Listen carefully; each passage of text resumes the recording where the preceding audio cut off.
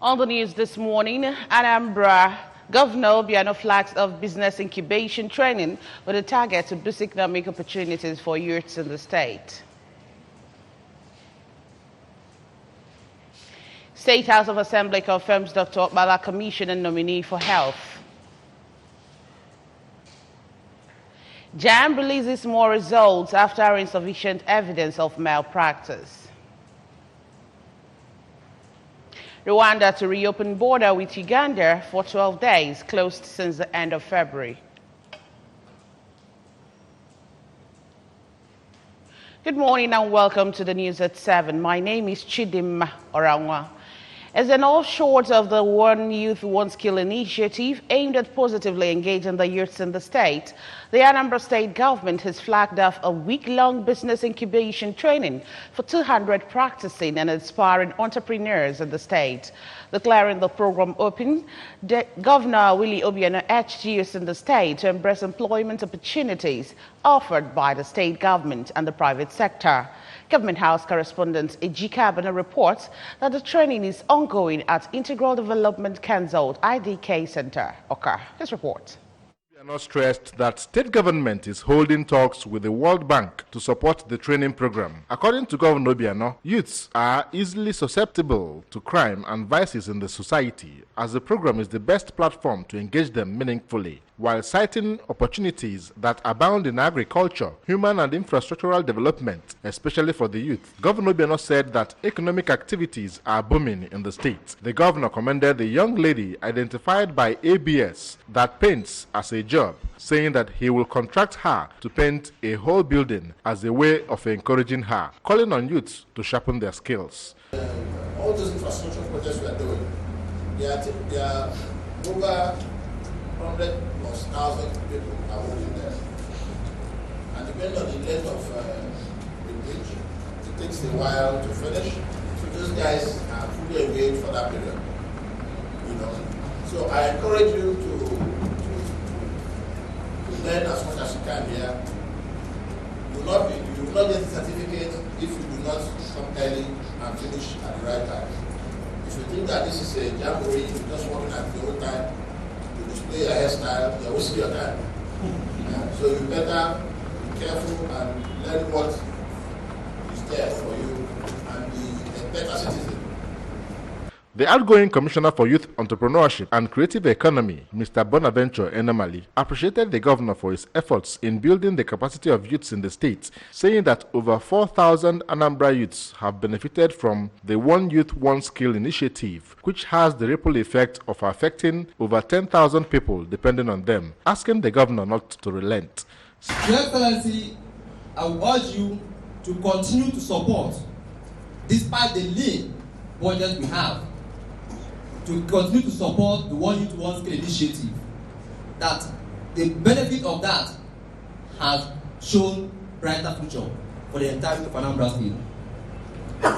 Listen, what we are doing today is the continuation or to complement the One Youth, One Skill initiative, which is Anambra Entrepreneurship Incubation Program. Speaking, the Deputy Vice Chancellor, Academics at Chukwuemeka Odumegwu Ojukwu University, Professor Felix Idemobi, who gave the keynote speech, said that research indicates that Anambra State has the lowest poverty rate in the country due to state government's concerted efforts, stressing that the program affords beneficiaries of the One Youth, One Skill initiative with the capacity to manage their skills. It is really instructive that Anambra State has always been the best setter in Nigeria. It is setting the pace again. Our youth are the future we have. The future of the state, the future of Nigeria. And the governor is known as a youth-friendly governor. We know he's also education-friendly, and in so many areas. The Business Incubation Program, which is anchored under the Ministry of Youth Entrepreneurship and Creative Economy, was also attended by the incoming Commissioner for Youth Entrepreneurship and Creative Economy, Mr. Afam Mbanefo, among others. The program, which is mainly practical oriented, will end on Friday this week. In Oka, Ejike Abana, ABS News. The Commissioner for Basic Education, Professor Kate Omenora, has presented prizes to the winners of the 2019 Governor Willie Obiano Debate Competition. The presentation, which was made on behalf of the State Governor Willie Obiano, took place at the conference room of the Ministry of Basic Education, Oka. Our correspondent Theophilus Okoha completes the story. For secondary school category, All Hallows Seminary Onitsha came first and received 350,000 naira. Comprehensive Secondary School Northia took the second position and received 250,000 naira, while St. Charles College Onitsha came third and received 150,000 naira. For primary category, Handmade Infant Jesus Primary School Oka came first and received 350,000 naira. Mount Olive Primary School Onitsha came second and received 250,000 naira, while Creative Model Primary School Iyowa Debe took the third position and received 150,000 naira.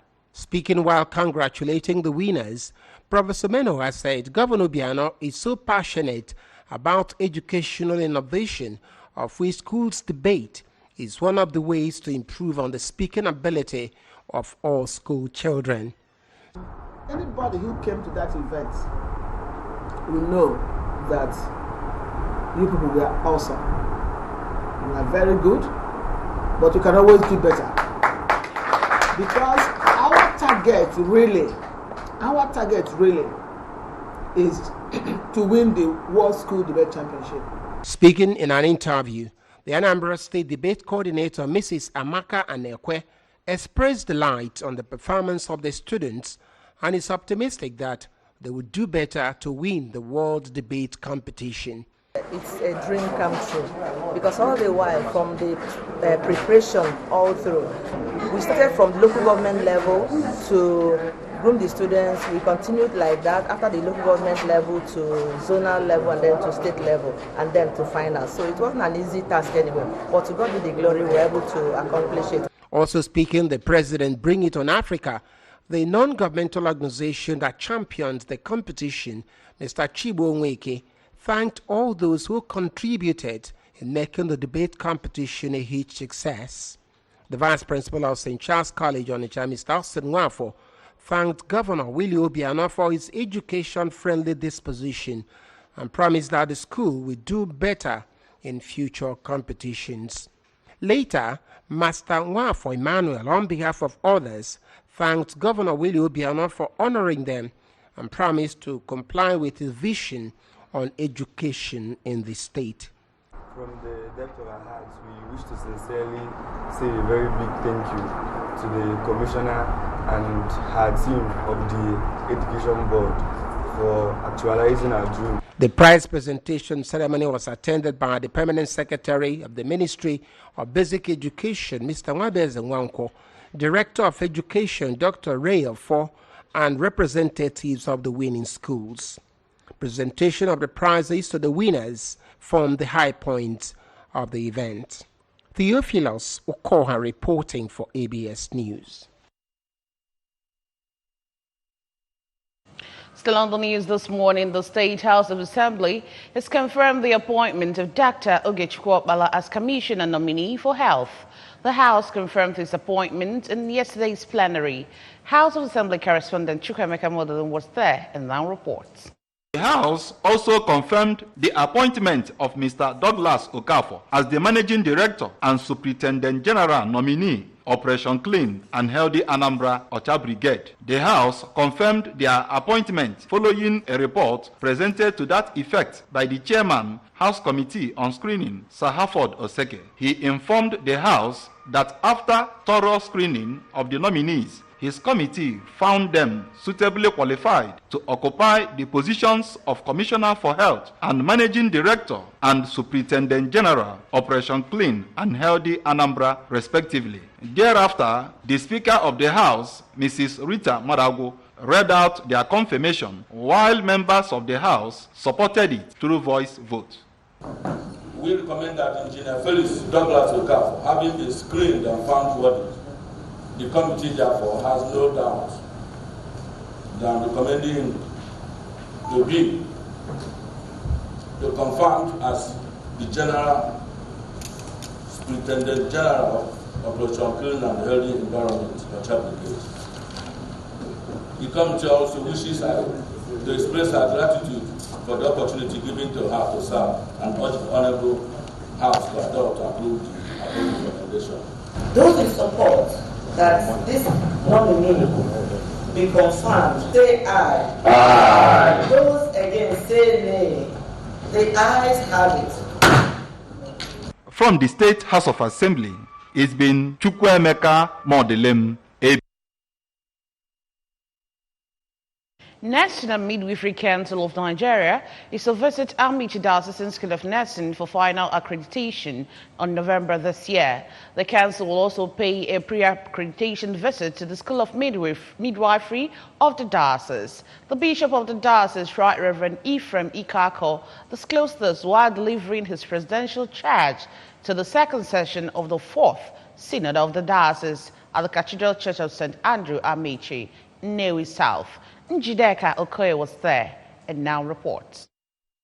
Bishop Ikako stated that after the first accreditation visit, the council upgraded the school to School of Nursing Sciences, comprising of schools of nursing, midwifery, and public health, noting that work has already commenced at the School of Midwifery block to be ready before the accreditation date.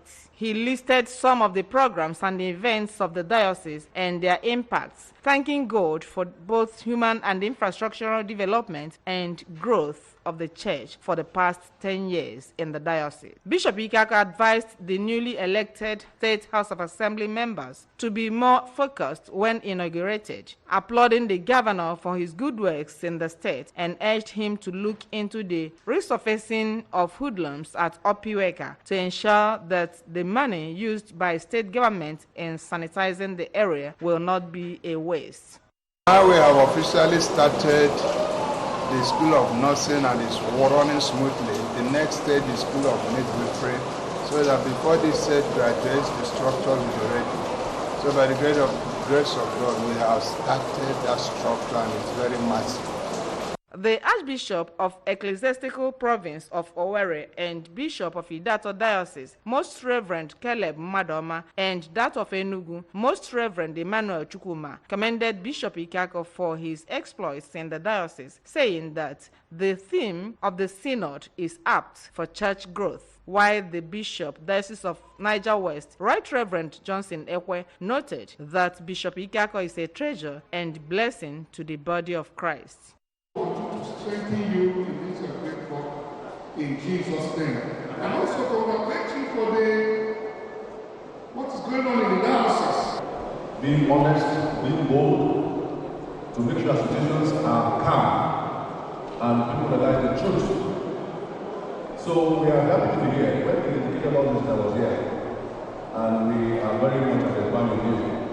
The member representing Nnewi South 1 constituency, Mr. Kingsley Iruba, former Commissioner for Information and Culture, Chief Majume, and a delegate, Sir Uche Igweka, were full of appreciation and said that the synod theme will create a better relationship between the laity and the clergy for effective evangelism.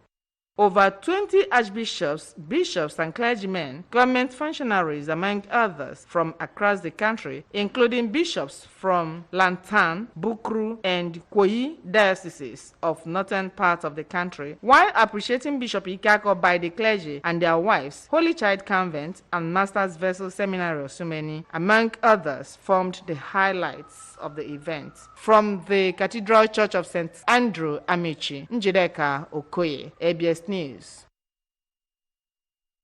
The Oka Ecclesiastical Province of the Channel Sacred Order of the Cherubim and Seraphim has performed her 2019 adoption service at the Mount of Victory Provincial Headquarters, Amenyi Oka. Amaka Chibuzokoye was there and now tells us more. Service, which has as its theme enjoying the inheritance of his sonship, saw elders, special senior apostles, and other church members rejoicing and dancing to the glory of God and for the compassionate love upon them. The chairman, Central Management Council 2, Elder Ndukwe, said that they are rejoicing because they have been anointed to become children of God through the adoption which Christ did to salvage them from all manner of condemnation. Not a person. God is God of everybody. All of us should believe and have faith in God. Even if we are looking for something and begging God, we should have patience. Going from one church to another will not solve the problem. I used to tell people that we should also have faith that God is going to do it for us. God will not have a better faith than we believe in God, and God knows their problem. God knows where the dispute was our problem. We definitely solve it for us. So we should have faith and be strong in the Lord. All faith, not only our church members. We should have faith in God. Earlier in a sermon, the Deputy National Coordinator of Mount Zion Youth Society, Elder Michael Eze, said their character should reflect that of Christ, stating that enjoying the inheritance of sonship means that they should submit totally and obey His will. Apart from you, it's only the angels that can worship God. So it's a privilege. A wonderful one at that. I want everybody in this house of prayer, open your mouth, from your hands, expect so much, and the Lord will not give you a shortfall or shortchange you for that. The Special Senior Apostle Tim Opala, who is the immediate past chairman Christian Council of Nigeria, thanked and appreciated Jesus Christ for redeeming them from slavery of Satan to sonship of God, which is the basis of salvation. We are celebrating every year. We give thanks to God for the redemption of Jesus Christ in our life, having redeemed us from being slaves to become sons and daughters of God. While expressing their utmost joy and happiness over the inheritance of sonship, Senior Apostle Dr. David Onoha, who is the chairman of Oka Province, charged Christians, inasmuch as they have been adopted into royal priesthood, they should behave as one so as to benefit the blessings from God. The Joint Admissions and Matriculation Board JAMB says it has released results of total of 15,490 more candidates who participated at its April 2019 Unified Tertiary Matriculation Examination, UTME. The board made this disclosure in a statement signed by the board's head of media and information, Dr. Fabian Benjamin, yesterday in Lagos. It said that the results released on Saturday were part of the 34,120 it withheld, while announcing the release of the results on May 11. A total of 1,886,508 candidates registered for the examination, including candidates in foreign centers. Out of this figure, results of only 1,790,719 candidates were released on May 11. It said that in the first groups were candidates who were sufficiently innocent. It said that the second was that of candidates with inconclusive evidence of culpability and were given the benefit of the doubt because of the board's guiding principles that it was better to let go many criminals than to punish one innocent person. The board recently released results of candidates earlier cleared of wrongdoings and also conducted fresh examinations in two centers, Abuja and Otoke in Bayelsa State, where it was convinced of our genuine need to examine 490 candidates who had missed the April examination due to communication lapses. The Managing Director, Transmission Company of Nigeria, TCN, Dr. Usman Mohammed, has said that shareholders of electricity distribution companies, DISCOs, that consist of the federal government and the private investors and the firms, are to jointly raise $4.7 billion to recapitalize the firms to upgrade power distribution equipment in the country. Upon the privatization of the 11 DISCOs of the Nigeria Electricity Supply Industry, NESI, in 2013, the federal government retained 40% of the equity in the DISCOs and divested 60% of private investors. Power supply has, however, remained epileptic as the discos complained about a lack of cost-reflective tariff and the government refusal to activate its stakes in the companies.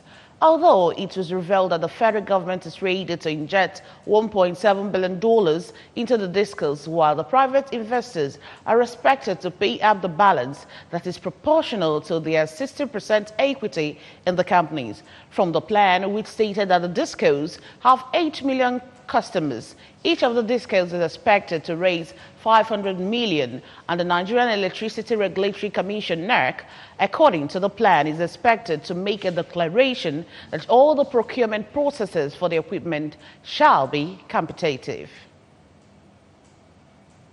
And on the foreign scene, Rwanda has said it will reopen its busiest border post with Uganda to cargo trucks for 12 days, more than 3 months after it was closed amid tensions between the two neighbors, triggered by security and economic disagreements.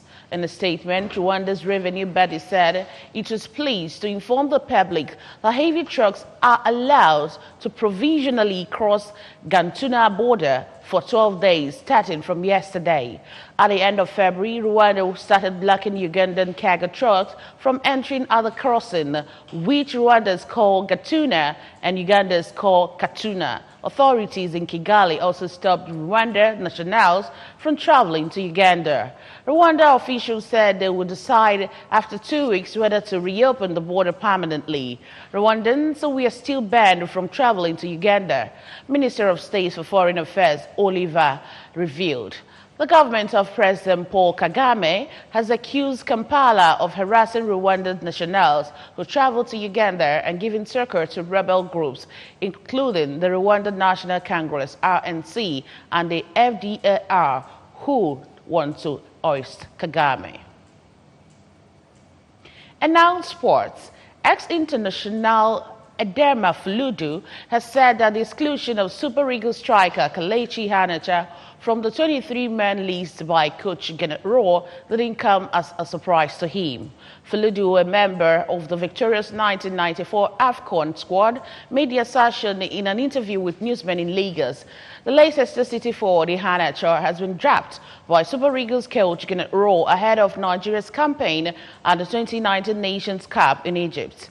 Asked about his views about Rowe's selection player for the Nations Cup, the former Julius Berger player said that the selected players should justify their inclusion.